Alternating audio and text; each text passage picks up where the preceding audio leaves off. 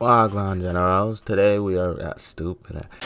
What's good, YouTube? We're back with another video. Today we're reacting to He Hit a Buzzer Beater and Saved Thousands of Lives. JxmyHighroller. Like, comment, subscribe. I'm not gonna waste most of your time. We're gonna get a quick intro this time because the video is about 20 minutes. I don't know how you can save thousands of lives with a buzzer beater, but we're gonna find out. Saving play. There's nothing else like it. A game-saving play. There's nothing else like it in basketball. A block. Throws it up for Eaton. Shot blocked by Antetokounmpo. A steal. Quickly. Does to Lambier. Stolen by Bird on the cut to DJ. Yes! Yes! And a foul. A game-saving shot. Is this the dagger? Crazy shot, bro. That zone. But have you ever seen a life-saving play? This is McCall Riley, senior forward for the University of Alabama in the late 2000s, and he's playing in the SEC tournament. It's the biggest game of his life up to this point. Game on the line, down 3, with 2 seconds left on the clock. And he's about to hit a shot that not only nearly saved this game for his team, but quite possibly saved the lives of thousands of people. Riley for 3.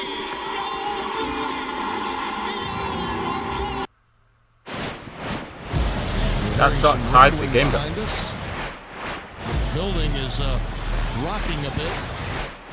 Situations like this, Dome Stadium is the best possible place that you could be. I hope you're right. Oh, this is the angle that this is about. Okay, Today's this is video gonna be is sponsored by DraftKings. Sponsor me, please, please, please.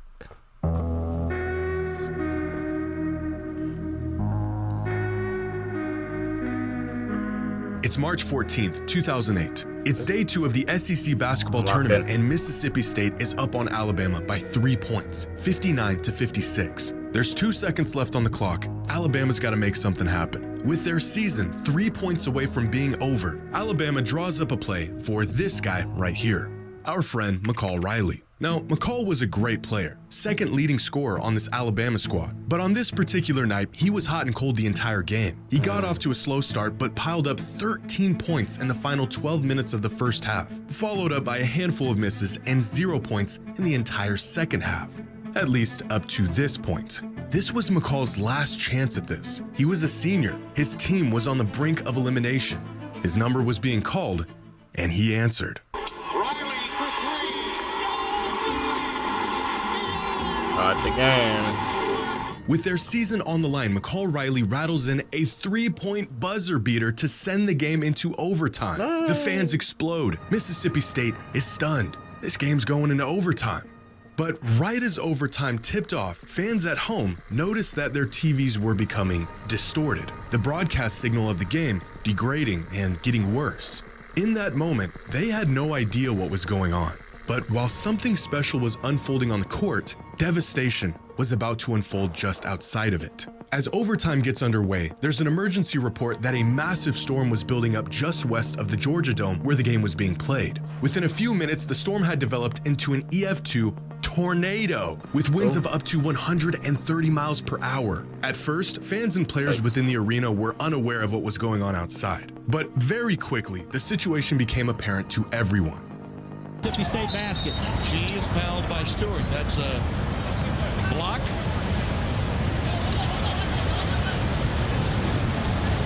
And, we're hearing some rumbling behind us.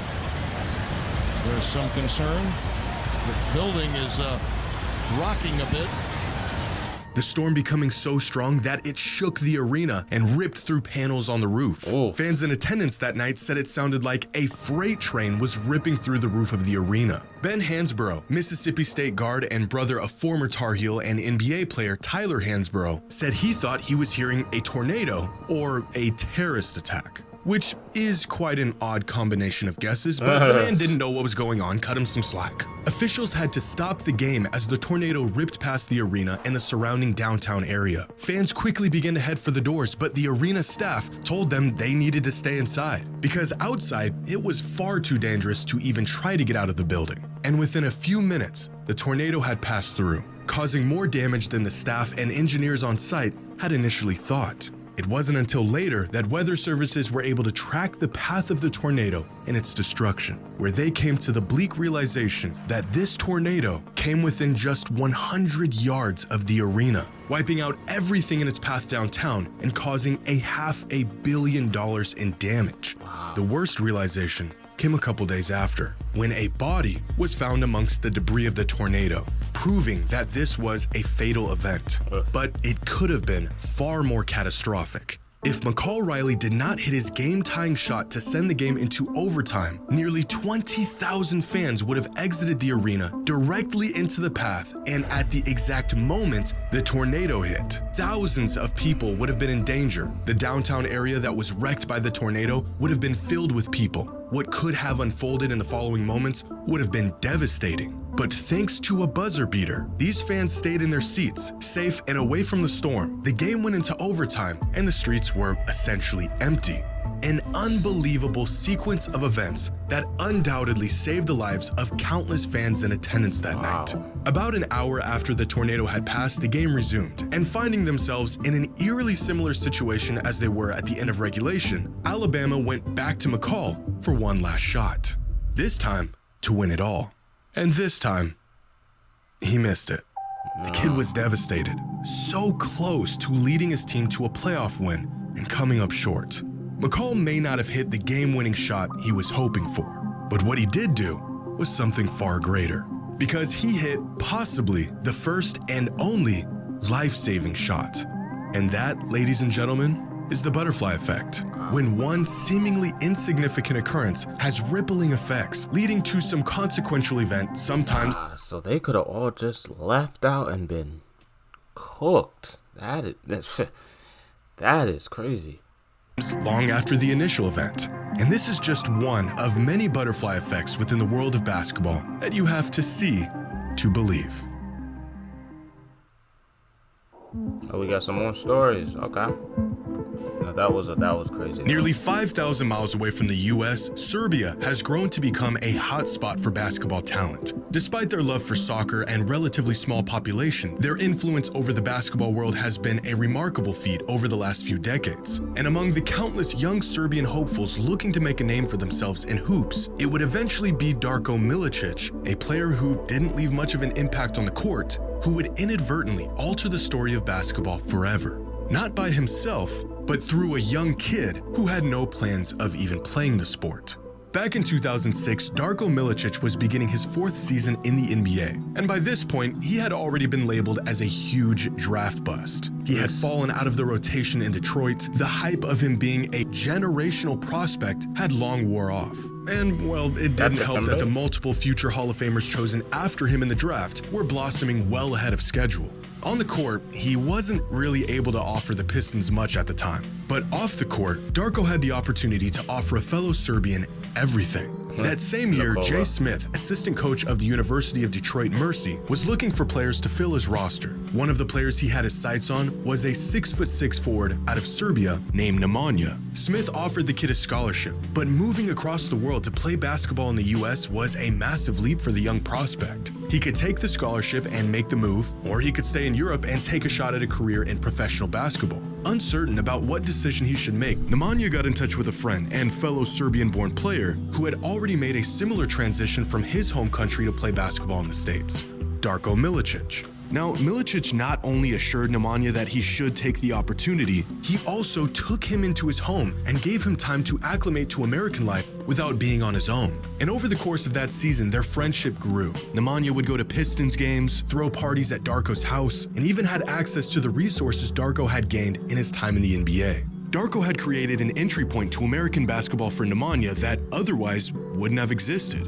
Unbeknownst to him, nearly a decade later, his generosity would aid another young Serbian prospect with his journey to the US. After finishing his college career, Nemanja played one season in the Premier Basketball League in the US before moving back home to play professionally in Serbia, where he played his last season in 2012. A relatively unremarkable career to most fans, but one that sparked inspiration in his younger brother, Nikola. Growing up, Nikola Jokic was always interested in basketball, but it was never really his calling. As we all know now, This brother Nikola Jokic, bro, I'm sorry. I don't know how you can be so nonchalant and possibly be the greatest basketball center within the last 2 years, 3 years, 4 years, 5 years, 6 years, maybe the last decade, bro.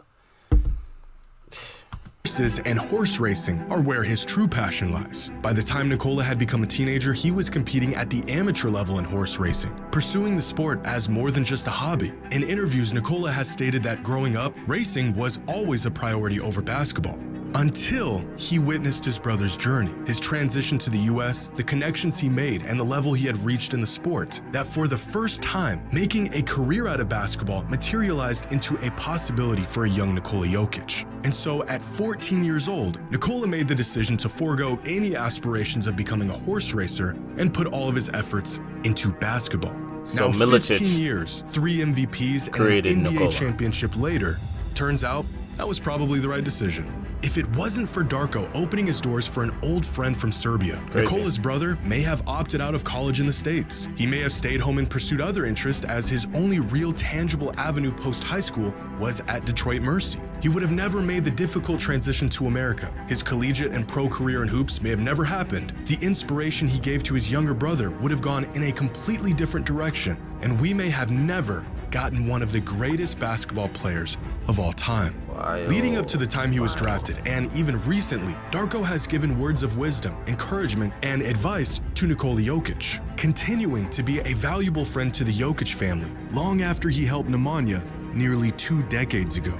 After 10 years in the NBA, Darko Milicic retired a champion with 10 solid seasons to his name. He never shook the label as being the guy that shouldn't have been drafted 2nd overall in one of the greatest draft classes ever. And although he never gave fans quite what they were expecting coming into the league, he gave us something a whole lot better.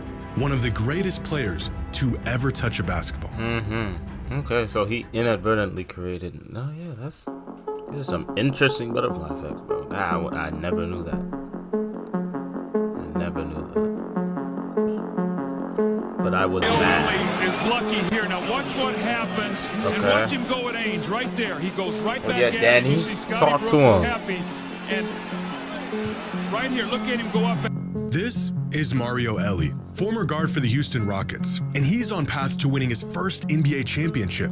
This is Danny Ainge, and he's not happy about it. But this second-round matchup between the Rockets and the Suns in the 1994 playoffs was heated right from the jump. Coming off a finals appearance in the previous season, the Suns were being pushed to the brink by a tough, up-and-coming Rockets team. The Suns took the first 2 games of the series, but in Game 3, Houston completely blitzed them in a 16-point blowout. But in the midst of these games, a smaller battle was taking place between Mario Elie and Danny Ainge. Tensions were building as the play got more and more physical, neither of them willing to budge, leading to this moment towards the end of Game 3, an exclamation point on a blowout win. This was Mario's 3rd bucket of the entire game, and yet that didn't stop him from letting Ainge hear every single detail about it. But with the Rockets up double digits and time winding down, That's crazy, because that would have been a tech in today's game. Boo. Shame the refs. Game was far too out of reach for Ainge and the Suns to change the outcome. So instead, a few plays later, Ainge does something that would change the course of NBA history. This game is going to wind Danny. down to a whimper for Phoenix. Olajuwon putting the cherry Danny. on the Sunday. Knock 'em. 118 to 102. Ainge just tried to rifle the ball in, and Ellie is mad. I wonder if he did.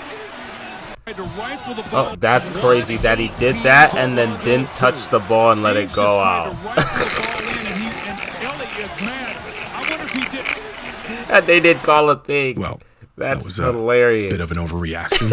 In a moment of frustration, Danny Ainge decides, if I can't beat him, I'll just hurt him. The man zips a fastball right at Mario, hitting him directly in the face. He then proceeds to play it off like it was an accident. Ainge took the low road and beamed the guy when his guard was down. That's hilarious. This one decision changed the direction of this entire series. If the win in Game 3 didn't give the Rockets enough motivation, seeing their teammate get sniped by a notoriously dirty player was enough to get them going. Little did Ainge know, this decision would have much greater ramifications. Because watching all of this take place was this guy, Robert Horry, aka Big Shot Bob, aka the man with more rings than Michael Jordan. And Ori was appalled by Ainge's actions. So much so that from this day forward, Ori despised Ainge and his dirty tactics. Years later, Ori even went as far as saying he hates Danny Ainge, and he wasn't afraid to let everyone know it. Fortunately for him, the next season, Danny Ainge retired from the NBA, where he could no longer bother Ori or anyone else. Until the Phoenix Suns hired him to be the assistant coach the very next season in 1996. But the changes within the Suns organization that year did not end with the coaching staff. They were also looking to part ways with their superstar, Charles Barkley. So on August 19th, 1996, just 3 months after Ainge's hire, Phoenix traded away Barkley to the Houston Rockets for Sam Cassell, Chucky Brown, Mark Bryant, and Robert Horry. 2 years after that fateful inbounds pass, the guy who Ori hated so much was now his coach. And as you might expect, this did not last very long. Despite their now professional relationship, Ori was not going to hide his feelings about Ainge. Practices were heated, games were even worse. And just 30 games into his time with the Suns, Ori's disdain for Ainge was put on full display for the world to see. What's this? Oh, okay. On Sunday night, he did this to his coach, Danny Ainge. In a moment infamously known as the towel throw, Robert Horry tosses a sweaty towel in Ainge, his coach's face, completely dismissing him in the process. Look at the disgust on Horry's face. He really did hate that man. And in that moment, there was absolutely nothing Ainge could do about it. What punishment could possibly be enough for such an action? After serving a 2-game suspension for the towel episode, Robert Horry was supposed to be back in the Phoenix uniform tonight. Instead, he's LA bound. 72 hours later, Robert Horry was no longer on the Suns. An unbelievable coincidence of a transaction, considering Ainge said the trade had nothing to do with the towel incident. The team Horry was traded to, a young, rising team in the Los Angeles Lakers, who signed Shaquille O'Neal and drafted Kobe Bryant just 6 months prior. And it was in LA where Horry would grow his legend as one of the biggest clutch shot makers in NBA history. Shots that were the deciding factor in championships, and plays that solidified the legacies of both Shaq and Kobe during their three-peat. If Danny Ainge doesn't rifle a pass at Mario Elie, Robert Horry never grows to hate the man. There's no tension between the two of them. Horry never throws the towel, and he never gets shipped off to the Lakers, completely altering and very possibly preventing a three-peat championship run. Are we really saying that Robert Horry was the definition of the rise of Kobe Bryant and Shaquille O'Neal? Let's relax ourselves. Even if Robert Horry wasn't there, Kobe's making half of those shots that Robert made.